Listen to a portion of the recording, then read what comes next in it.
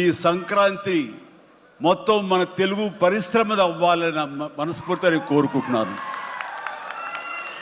అందరికీ డార్లింగ్ ఇందా మన అనిల్ చెప్పినా ఎవరు చెప్పినా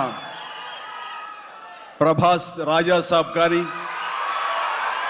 అన్నయ్య అంటూ ఆప్యాయంగా పిలిచే నా తమ్ముడు రవితేజ సినిమా కానీ, అలాగే మా ఇంట్లో సరదాగా తిరుగుతూ చిన్నప్పటి నుంచి పెరిగినటువంటి శర్వానంద్, నారి నడుమ మురారి కానీ, నాకు గురువుగా నన్ను భావిస్తూ నా శిష్యుడిగా ఉన్న నవీన్ పోలిశెట్టి, వీళ్ళందరి